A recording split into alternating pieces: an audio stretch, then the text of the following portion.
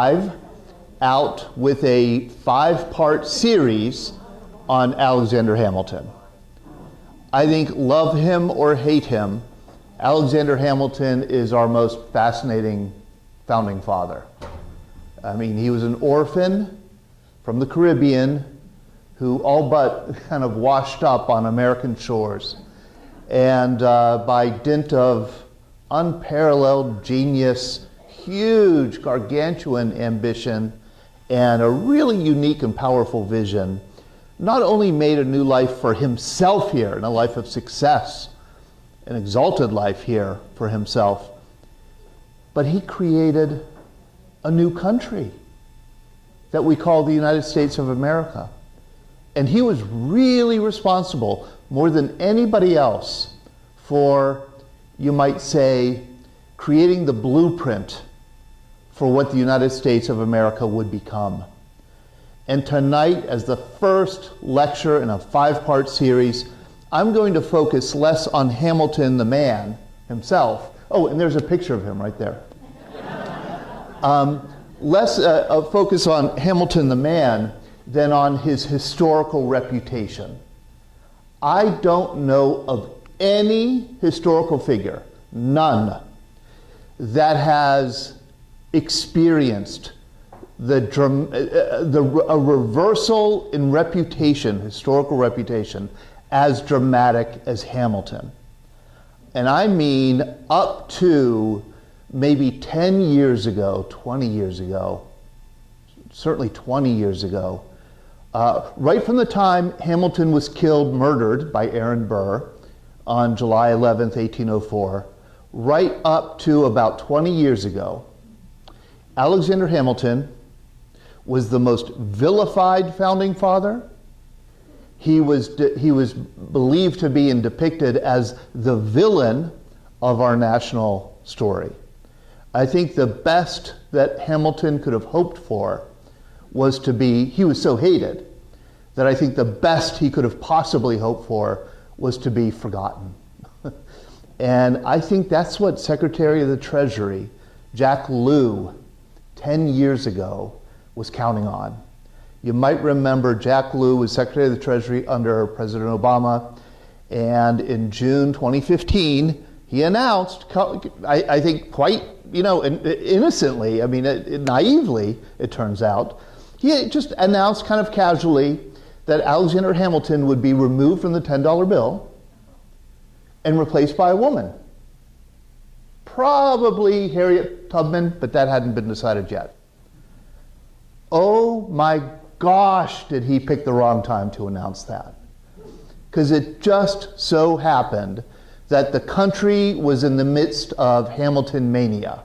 I mean, the country was falling in love with Alexander Hamilton for the first time in over 200 years. And it was just at that moment that Lew announced this change in the $10 bill. And the protests came from across the political spectrum. I remember, I was following this closely, so I remember this very well. The National Review editorialized against it, and the Huffington Post also editorialized against it. Nobody liked the idea of removing Hamilton from the $10 bill. Nobody. Ben Bernanke, the former chair of the Federal Reserve, really was very public and hostile. Leave Hamilton alone, leave him on the bill. And of course, the reason for this love affair with Alexander Hamilton was the musical. 10 years ago next month, I think it was February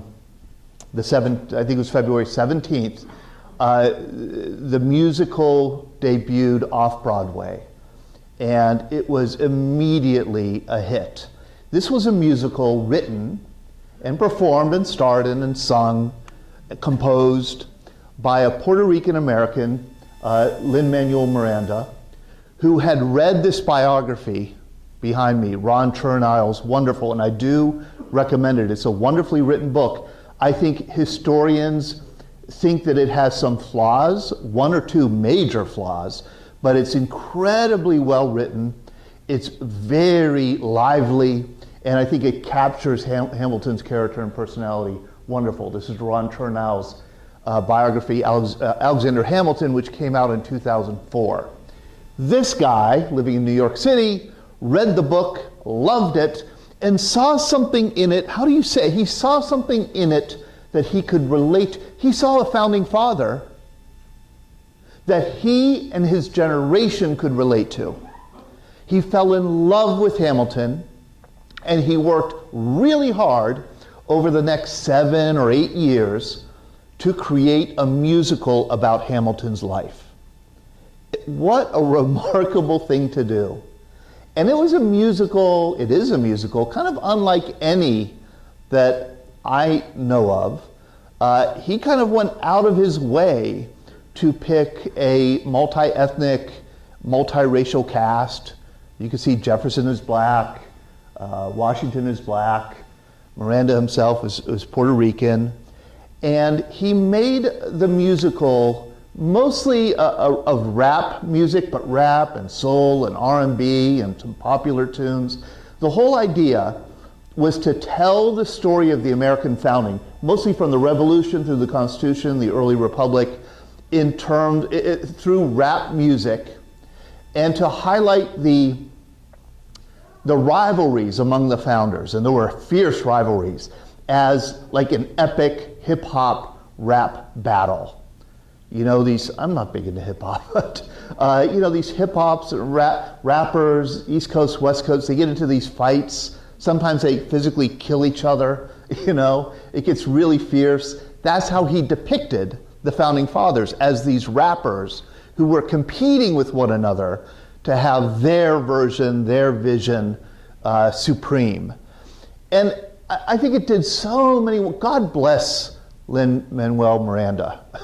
But first thing he did is, he got young people interested in American history, which is really hard to do, especially American history that is so long ago. The founders looked like these old gray-haired men, And he reminded us that these founders were not old men. They were very young. And I just before I came tonight, Jefferson in 1776 was 33 years old. Hamilton was 21. Adams was 41. Washington was 44. Benjamin Franklin was the old man of the group, and he was 70 years old. So these were really young people with a lot of energy and a young, kind of vibrant vision. And it's amazing what Miranda achieved, how he reached young people. The Rockefeller Foundation paid for 20,000 New York City students to see the musical, to learn a bit. He made these founders relatable. You could picture yourself among them. You could imagine yourself kind of as them. And I think it was a perfect kind of musical for the millennial generation, Gen Z. In the musical, Hamilton says, "I'm just like my country. I'm young, scrappy, and hungry." Just like hip-hop artists are. These people who come from the streets, come from nothing, have nothing but their talent and their ambition, and they use that talent and ambition in the rap world, the music world, to go as far as they can. Lin-Manuel Miranda said, Hamilton embodies hip-hop. What a strange thing to say. But if you follow the musical, it makes sense. He's really young and ambitious and has nothing but his determination and a vision. Here's the opening song. There's 34 songs. Believe me, the music is not my cup of tea. I think this is an intellectually demanding musical. There are a lot of words to the music. You've got to really follow along to get the story. You have to listen to the lyrics very closely. This is the opening song. How does a bastard orphan, son of a whore, and a Scotsman, dropped in the middle of a forgotten spot in the Caribbean by Providence, impoverished in squalor, grow up to be a hero and a scholar?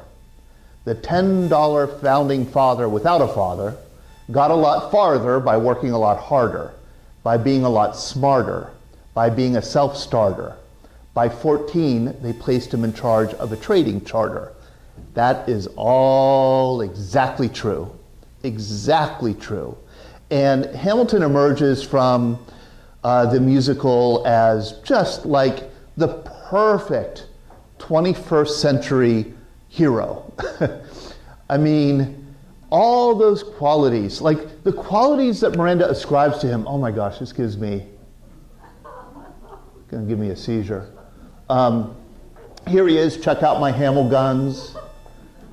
Hamilton, original gangster, Aham. My favorite rapper is Alexander Hamilton. These are all like popular memes that, you know, express identification with Alexander Hamilton. Hamilton, what made, and this is kind of giving away the punchline of the lecture, but what made Hamilton so unpopular in his day, and in the decades and even centuries after, makes him perfect for the 21st century. He's ambitious. He's outspoken. He's indiscreet. He has an arrogance and an edge to him that puts him in the line of danger. He's a risk taker. He has a kind of reckless daring that we think about when we think about poor people rising from the streets. We don't think of our founders as being reckless or daring people, but they were. They really were, and I think Hamilton reminds us of that. And what's so stunning to me, and what has been so stunning to me watching these past 10 years of this Hamilton mania that we've enjoyed in our country, I mean, both my daughters absolutely would say Alexander Hamilton is by far the greatest founding father, which is so strange for me to hear because, and I think it should be strange for you to hear, because when you were growing up, and when I was growing up, the hero of our founding era was this man, Thomas Jefferson, Alexander Hamilton's rival and adversary. I mean, Jefferson was the one that we all paid homage to. I mean, it's not an exaggeration for me to say that I think I was taught growing up that the Republic was saved by Jefferson from Hamilton. Hamilton was the one who is endangering our democratic future. It's Jefferson, the visionary, who saved it. And that was the narrative that really governed, I think, our understanding of our founding era from about the time Hamilton was killed in 1804, right up through into the 20th century, when this president, Franklin Delano Roosevelt, infused a whole new level of worship of Thomas Jefferson. Roosevelt had selected Thomas Jefferson early on in the 1920s as the historical figure from the past that he would seek to re-embody. In fact, you could go through history and see different leaders, populist leaders, Democratic Party leaders especially, who saw themselves as the reincarnation of Thomas Jefferson. Andrew Jackson was the first. Jackson absolutely saw himself as the next generation's Thomas Jefferson. And Andrew Jackson so hated Alexander Hamilton that when Aaron Burr was on the lam after he had killed Hamilton, and Burr is vice president, Hamilton comes through Pittsburgh. He goes to Beaver County. There are people like lined up to shake his hand. They love him because he murdered the villain. Andrew Jackson welcomes Aaron Burr into his home and pretty much holds a parade for him. This is after Burr had murdered Hamilton. That's how much Jackson admired Jefferson and detested Hamilton. Well, Franklin Roosevelt really tried to position himself in the 1930s and 1940s as the modern version of Thomas Jefferson. Here he is dedicating, he's the one who really pushed through the Jefferson Memorial. Here's Franklin Roosevelt in 1943 dedicating the Jefferson Memorial. He said, "Today, in the midst of a great war for freedom, we dedicate a shrine to freedom, to Thomas Jefferson, apostle of freedom. We are paying a debt long overdue." And you can see this headline from that he's FDR lauds Jefferson. FDR managed in 1938 to get Jefferson on the first class postage stamp, a position I believe that only George Washington had held. He got Jefferson to replace the Indian head on the nickel in 1938. This was all a part of this resurgence in the 1930s and 1940s of Thomas Jefferson as our founding hero, as the man whose values were going to get us through the Depression and the war. And I think the greatest, or the most popular, the most influential scholarly product of this resurgence of interest in Jefferson was Dumas Malone's 6-volume biography of Jefferson. And I only single this out because I remember these 6 volumes being on the shelf of my house growing up. My mom read them. My mom worshiped Thomas Jefferson. She dragged us to Monticello a couple times, to demonstrate how brilliant this founding father was. She told me to read Dumas Malone's 6-volume. Telling a 12-year-old to read a 6-volume biography of Thomas Jefferson, that wasn't going to work. This guy worked on this biography. I think the first volume came out in 1948. The last one came out in the early 1980s.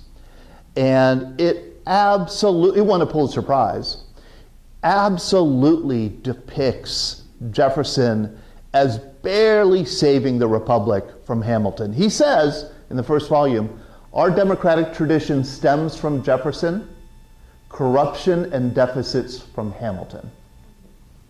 That says it right there. That's how Hamilton was viewed by far by most of our national leaders. Now, there were people who secretly admired Hamilton. Abraham Lincoln reportedly was one of them. He had the good sense of never saying that out loud or in public. But he did admire Hamilton's, especially his economic, his financial acuity. Teddy Roosevelt was outspoken about his admiration of Hamilton, although he did say he could never forgive Hamilton for his distrust of the people. Lincoln and TR were rarities. In the Gilded Age, most of the Gilded Age presidents, people you've never heard of or who you forget. How could you? If I showed a picture of Benjamin Harrison, Chester A. Arthur, and Rutherford B. Hayes, we wouldn't know which one was which. These were the plutocratic Gilded Age presidents of the late 19th century. And it was people, the real wealthy, the people who had great interest in Wall Street, which Hamilton pretty much invented, Wall Street. They praised J.P. Morgan, loved Hamilton and wrote about what a great man Hamilton was. So did John D. Rockefeller. The problem is most Americans hated J.P. Morgan and John D. Rockefeller. These were 2 billionaires who were clearly, to most Americans, kind of celebrating a plutocratic, corrupt, capitalist aristocrat who supported the kind of world where, they could make a lot of money. Warren G. Harding, who nobody has ever suggested go on Mount Rushmore,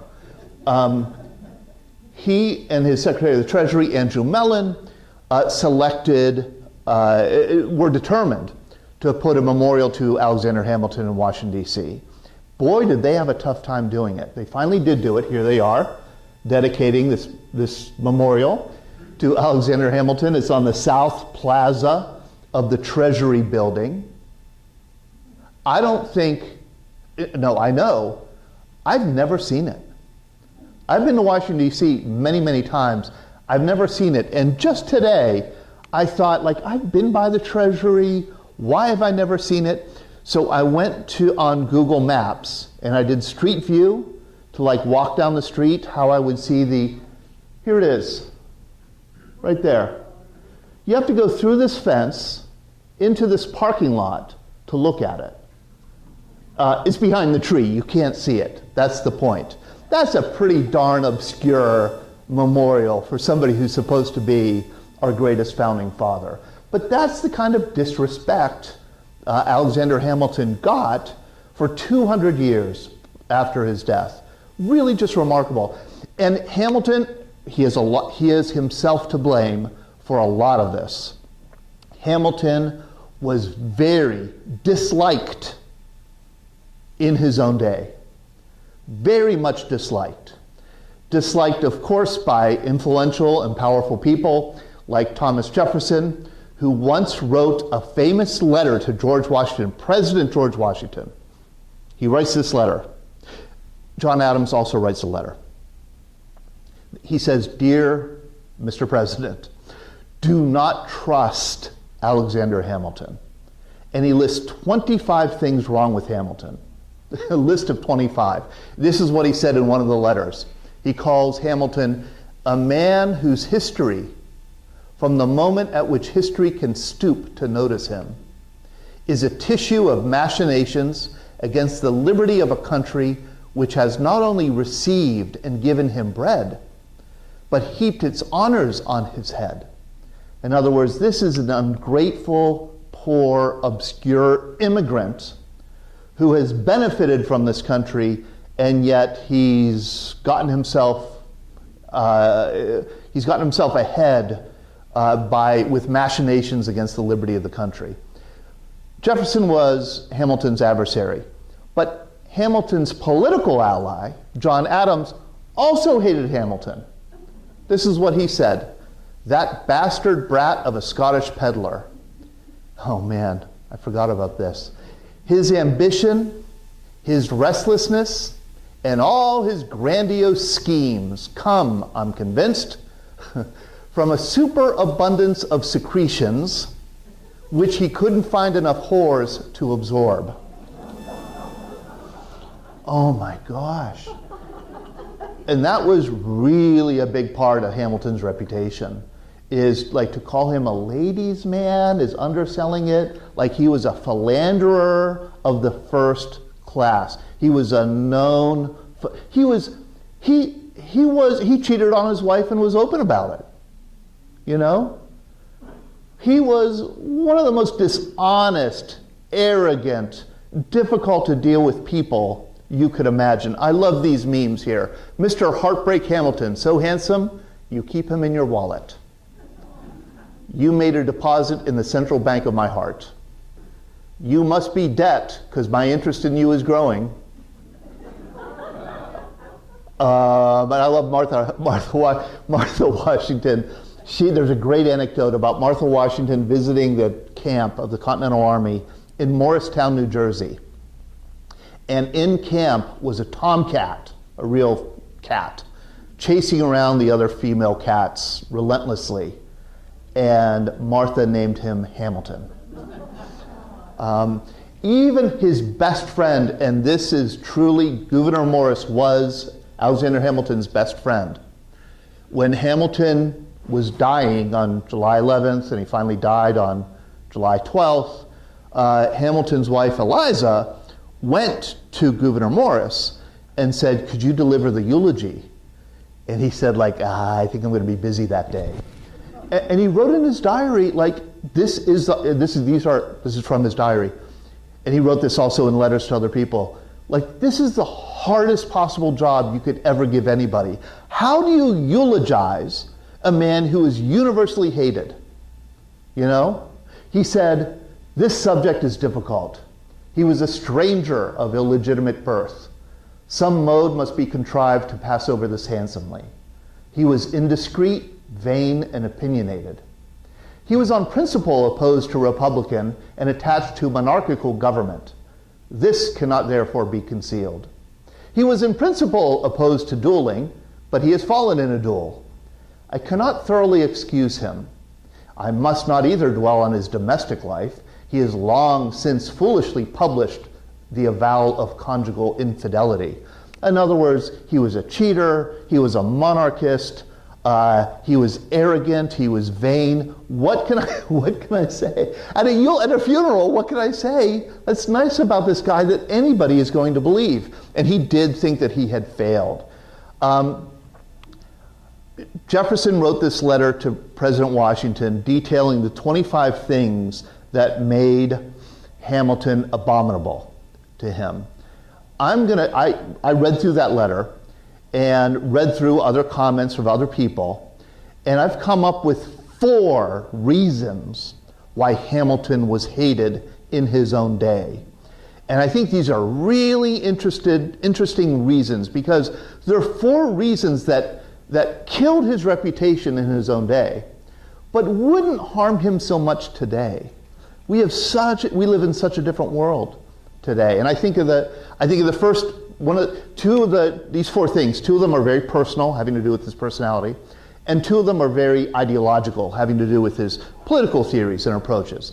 So this is the first personal attribute that made Hamilton unsavory to people at the time, was ambition. And it's funny because I don't think we attach negative connotations to the word ambition today. I don't think we do, right? You can say maybe somebody is overly ambitious, but if I say, my niece is ambitious, it's a compliment, right? In the 18th century, it was not. It was so many words that we take for granted today as being positive were negative in the 18th century. Ambition, passion, democratic. What else? There are others. The words that had negative connotations now have positive connotations. Ambition. Everybody said that Hamilton was ambitious, and he didn't hide it. He wanted to advance in the world in terms of personal wealth, yes, but more than that, in terms of personal power and influence. When Hamilton was either 12 years old or 14 years old, we don't know how old he was. He didn't know he reported 2 different birth years, 1755 and 1757. So we're not sure when he was born. He wrote, when he was either 12 or 14, "My ambition is so prevalent that I disdain the groveling conditions of a clerk to which my fortune condemns me. I would willingly risk my life to exalt my station. Oh, how I wish there was a war." He would get his war, the American Revolution, and it was through that war that he did exalt his station. In the 18th century, it was a crime virtually to be ambitious. Of course, people still were ambitious, but you hid it. You pretended like you weren't. If in Republican America, if you wanted power, that meant you didn't deserve it. The only way you could achieve a powerful position is by denying yourself access to it. There are so many cases where in American history where you have, especially early American history, where you have these powerful Americans who say, no, I don't want this position, I don't want this office, I don't want to become president, and they're drafted into the role. George Washington kind of set the template for it. One of the great moments here in American history, John Trumbull, the painter, painted this. John Trumbull, the painter who served under Washington in the Continental Army, painted this for the Capitol. The canvas is there in the Capitol Rotunda today. 18 feet long, 12 feet high. He was asked to choose the most important moment in the founding of the Republic, and he chose this. This is George Washington resigning his commission as General of the Continental Army at the end of the Revolutionary War. He's giving up power.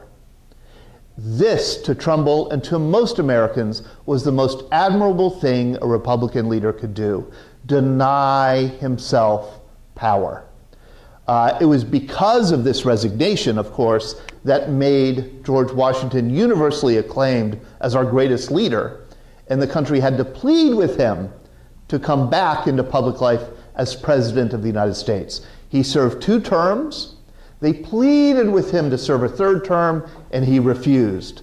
This is another resignation, his farewell address, which at one point in our history would be read on the anniversary that he gave it, that he delivered it. It would be read out loud. This was a ceremonial thing to remember this Republican virtue of denying power, refusing power.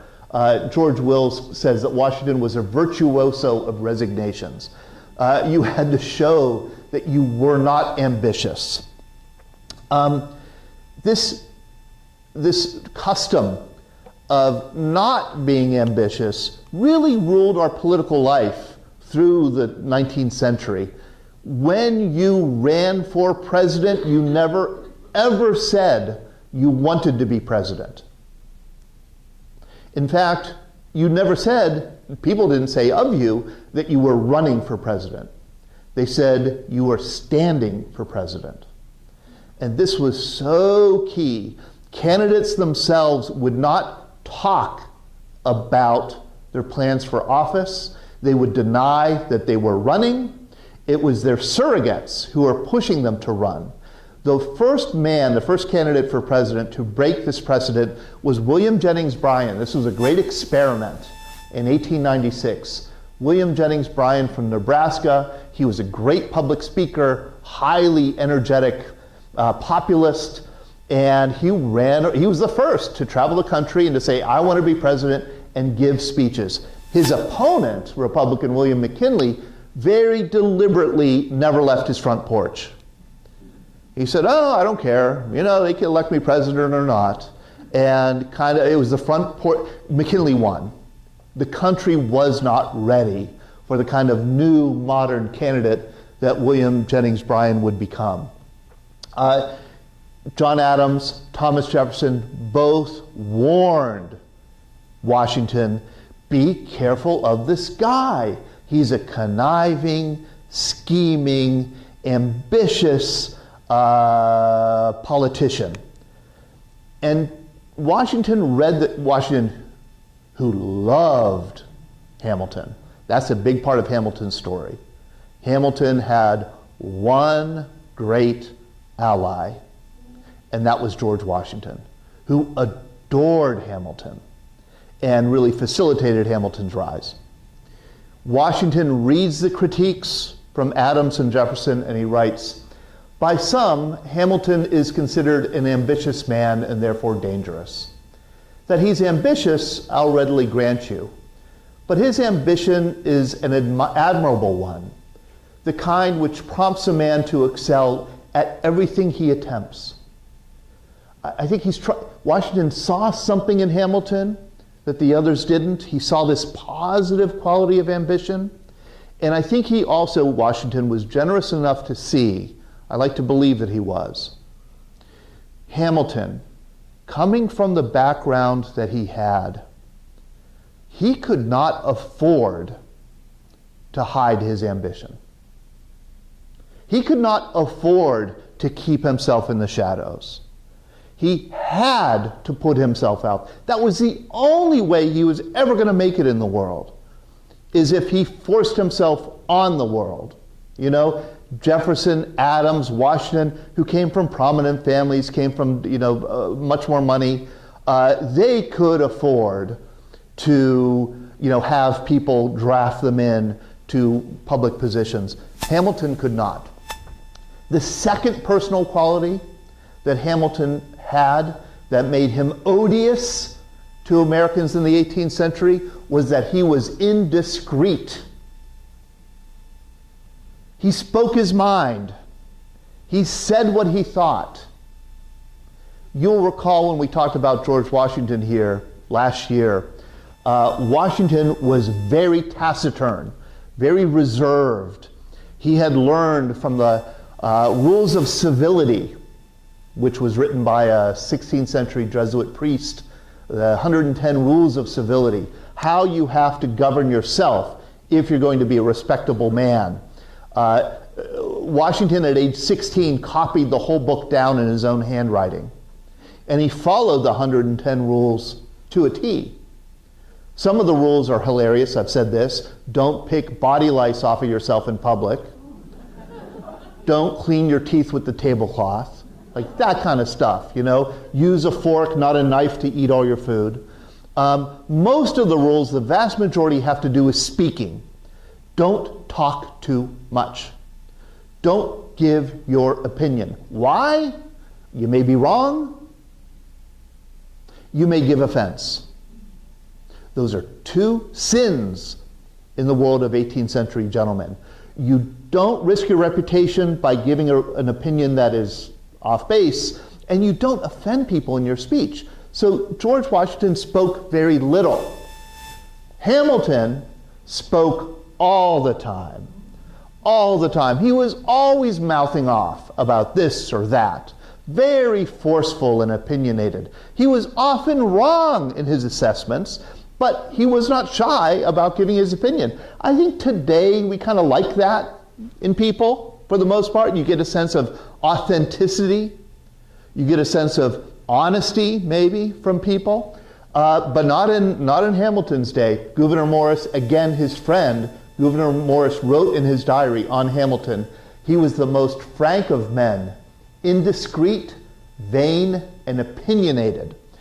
Hamilton was always saying things that sounded crazy. And we'll talk about this in later talks. He wrote publicly about an adulterous affair that he had. That was bizarre. That's a strange thing to do. But he was always doing and saying strange things. And this might take a little bit of explanation to understand how strange it was. But this is a story that comes from Thomas Jefferson, and it appears to be true, that Alexander Hamilton was having dinner at Jefferson's house.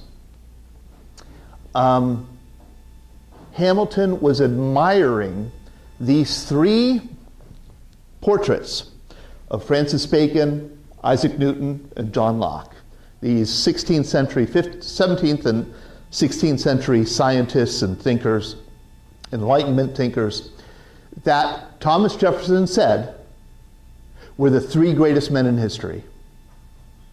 Jefferson had commissioned, I think it was John Trumbull again, to paint these paintings so he could hang them at Monticello. And he showed how he wanted them hung, how he wanted them painting. These three greatest men that have ever lived without any exception. That's what Jefferson said. Hamilton looks at the paintings and said, these three aren't the greatest. The greatest man who ever lived is Julius Caesar. The equivalent today, I mean, this sounds really harsh, but I don't think it's too much of an exaggeration. The equivalent today would be if you had somebody over for dinner who said, oh, the greatest man in history is Adolf Hitler.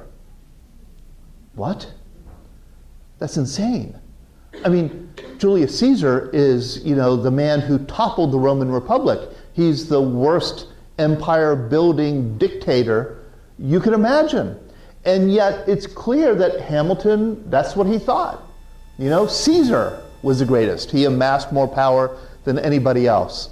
And Jefferson loved to share that story as a way of criticizing Hamilton. Here's another story that comes from Jefferson.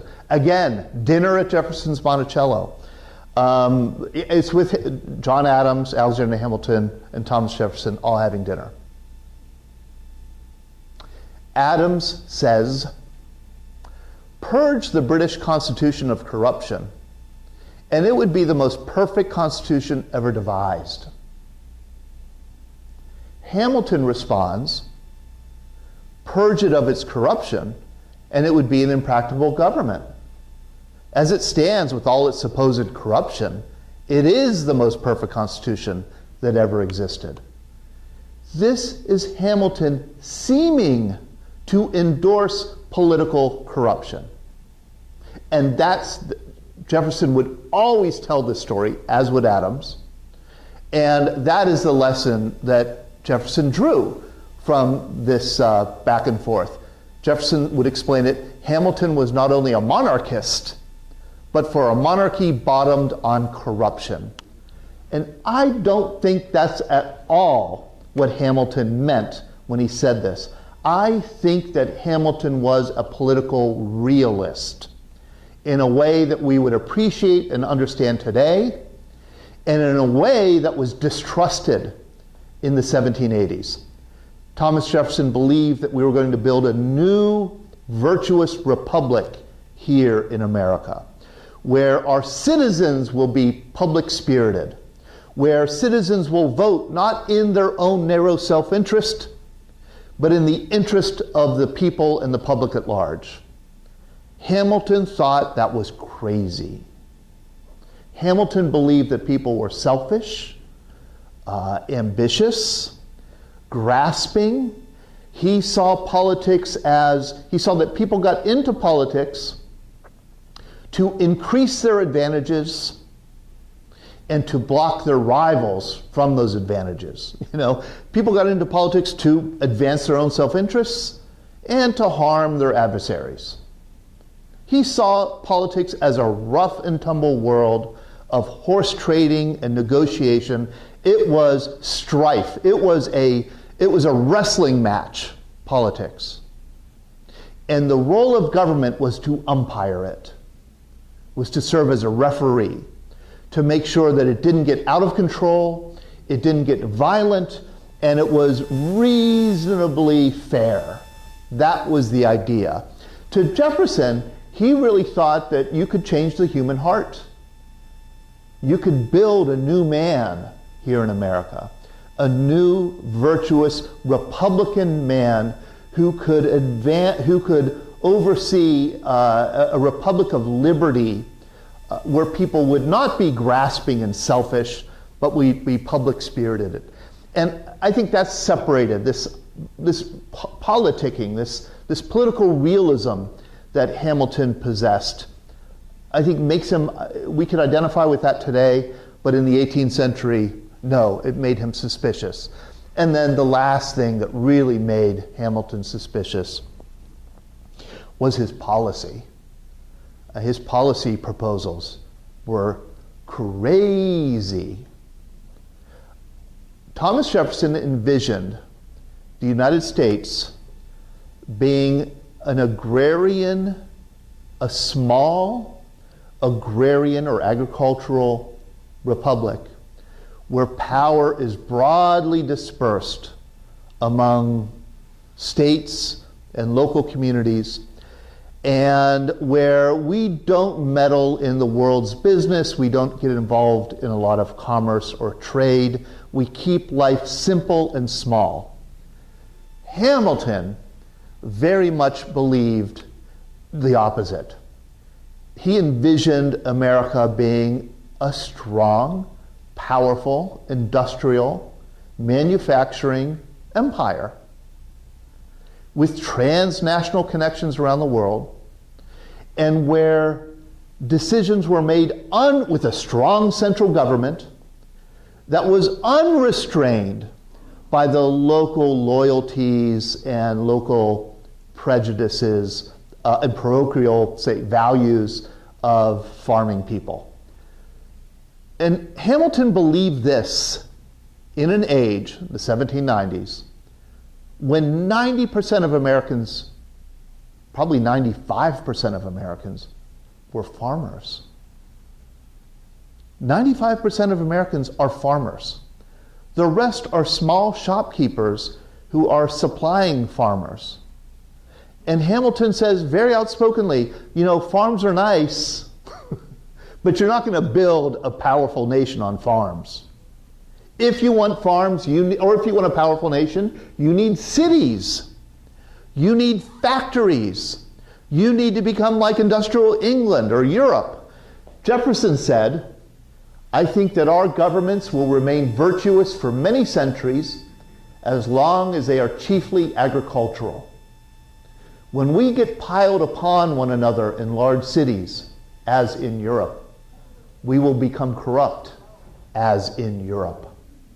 And yet Hamilton was advocating that our country become like Europe. That made him deeply distrusted in his own day, deeply unpopular in his own day. But I think we all know that Hamilton was right. I mean, we don't live in Jefferson's world. That virtuous world of farmers is long gone. Hamilton's vision is the one that prevailed. Jefferson remains our national poet, our kind of romantic poet, how we wished maybe we had become, how we wished we were. Hamilton was the engineer who designed this America and didn't live to see it come to fruition. But I think if Hamilton landed in America today and looked around, he'd say, yeah, this is pretty good. This is kind of about what I wanted. Jefferson would be horrified, absolutely horrified. And I think that's like, this is a good place to start our understanding of Alexander Hamilton and his rise and fall. George Will, I think, put it so wonderfully. There is an elegant memorial to Jefferson, but none to Hamilton. And somebody else said, look at Hamilton's statue. It looks like he's waiting for a train, to Manhattan, There is an elegant memorial to Jefferson, but none to Hamilton. If you seek Hamilton's monument, look around. You are living in it. We honor Jefferson, but we live in Hamilton's country. I absolutely think that's true. So next time, I'm going to start at the beginning and talk about Hamilton's remarkable and very traumatic childhood in the Caribbean, the island of Nevis, and how he escaped Nevis and came to New York City. It's quite a story. I'll see you then.